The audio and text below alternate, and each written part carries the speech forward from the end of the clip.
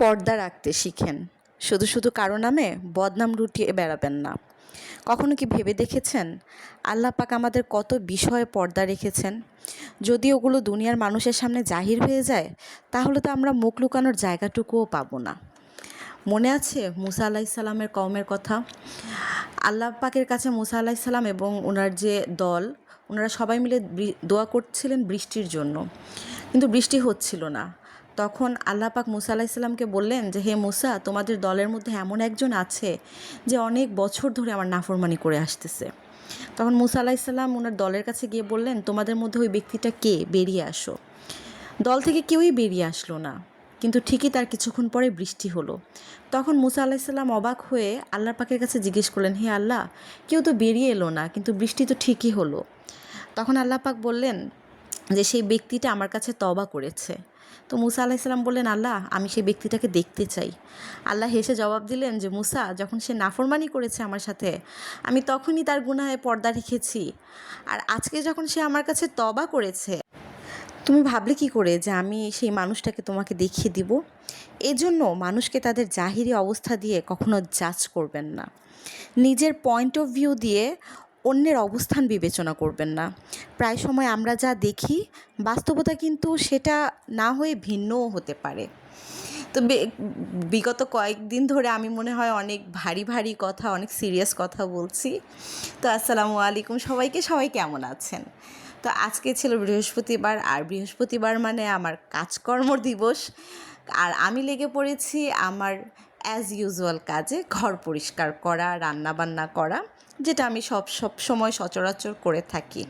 তো এইবার জানালা ফার্নিচারগুলো খুব বেশি ধুলা পড়ে গিয়েছিল।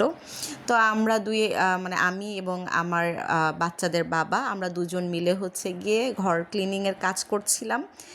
মাঝে মাঝে না সব কাজ একা হাতে হয়ে ওঠে না, একজনের সাপোর্ট কিংবা হেল্প লাগেই। এখন আমি দেখেছি, যখন থেকে আমি ব্লগিং করছি এবং আদ্রিতার বাবার কাজগুলো আমি ব্লগিংয়ে দেখাচ্ছি, অনেক মানুষ তাচ্ছিল্যের হাসি দিয়ে বলে যে, জামাইকে দিয়ে বাসায় কাজ করাও, কিংবা আহারে ভাইয়া, আপনি তো অনেক কাজ করেন। আমি না খুব সারপ্রাইজ হই মানুষের চিন্তাধারা কিংবা কথাবার্তা দেখে।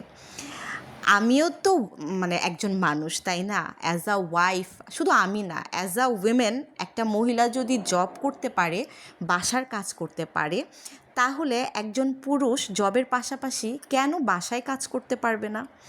যদি সেই পুরুষটা বাসায় কাজ করে, তাহলে আপনাদের মেন্টালিটিটা এমন কেন যে সে পুরুষটা বাসায় কাজ করছে? ও বাবা রে! মানে মনে হয় আপনারা ৭ আসমানের উপর দিয়ে পড়েছেন। একটা পুরুষ বাসায় কাজ করলে মনে হয় খুব বেশি অপরাধ করে ফেলেছে। আর সবচেয়ে বেশি বড় অপরাধী সেই মহিলা, কারণ সে তার হাজব্যান্ডকে দিয়ে বাসার কাজ করাচ্ছে। সো প্লিজ, আমি আপনাদেরকে বলবো, নিজের মানসিকতার পরিবর্তন আনেন। যদি একজন পুরুষকে সাপোর্ট দেওয়ার জন্য একজন মহিলা পাশে দাঁড়িয়ে, আমি কখনোই বলবো না মহিলা পুরুষ সমান, কিন্তু পাশে দাঁড়িয়ে যদি সাপোর্ট দিতে পারে একজন পুরুষকে, তার ওয়াইফ বলেন, তার মা বলেন, তার বোন বলেন, তাহলে একজন পুরুষ কেন তার ওয়াইফ, তার মা, তার বোনকে বাসার কাজে হেল্প করতে পারবে না? তো এদিক দিয়ে আমার ছেলে হচ্ছে গিয়ে ফ্রাইডের নামাজের জন্য খুব এক্সাইটেড থাকে, সে নামাজে চলে গেল। আর আমি হচ্ছে গিয়ে ফ্রাইডের দিন আমার খুব উইক লাগছিল বডিটা, জানি না কেন, ওই দিন খুব গরমও পড়েছিল, মানে আমার কোনোভাবেই কাজ করতে মন চাচ্ছিল না। আমি মানে একটু পর পর এসে রেস্ট নিচ্ছি, আবার গিয়ে গিয়ে রান্না করছি। বেসিক্যালি এটা খুব কম হয় আমার সাথে। আলহামদুলিল্লাহ আমি সবসময় অ্যাক্টিভ থাকি, কিন্তু কেন যেন সেই দিন আমার শরীরটা চলতেছিল না। তো সেই দিন আমার আদ্রিতার আবদার ছিল, সে গরু মাংস খাবে আর ভুনা খিচুড়ি খাবে। কারণ বিগত বেশ কয়েকদিন বৃষ্টিময় একটা ওয়েদার ছিল, সে অনেক আগেই ডিমান্ড করেছিল আমার কাছে, কিন্তু আমি রান্না করে তাকে দিতে পারতেছিলাম না।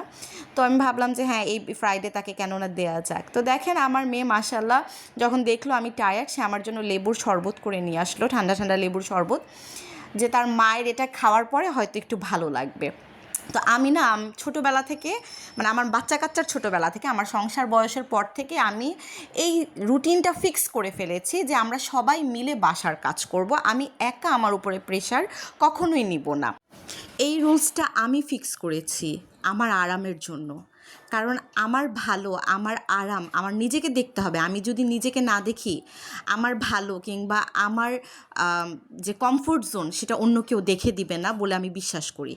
কারণ আমি আমার মা, খালাদের দেখেছি তো, ওনাদের দেখেই আমি শিক্ষা নিয়েছি যে আমি যদি নিজেরটা নিজে না দেখি, আমারটা কেউ কখনো দেখবে না, কখনো বুঝবেও না। তো দুপুরে খাওয়া-দাওয়া করার পরে ঘুমিয়ে পড়েছিলাম। ঘুমটা ভেঙে গেছে আমার হেল্পিং হ্যান্ড খালার নখে। উনি এসছে রুটি বানানোর জন্য। এদিকে উনি রুটি বানাচ্ছে। আর আমি হচ্ছে গিয়ে টুপ করে চা বানিয়ে চা খেয়ে ফেলেছি। কারণ ওই যে চা ছাড়া যে আমার চলে না। তারপরে হচ্ছে গিয়ে হেল্পিং হ্যান্ড খালা চা বানাচ্ছে। এদিক দিয়ে আমি ভাবলাম যে আহনাফকে ঘুম থেকে তুলে ফেলি। কারণ তার পরের দিনই আহনাফের এক্সাম ছিল। তো এদিকে এসে দেখি আহনাফ বেদম ঘুম। তার মানে ঘুম থেকে ওঠার কোনো নামগন্ধ আমি পাচ্ছি না। তো ওকে একটু আদর-টাদর করে ওঠানোর চেষ্টা করতেছি। যাই হোক, ইদানিং আমি অনেক ভারী, ভারী কথা বলি, অনেক সিরিয়াস কথা বলি।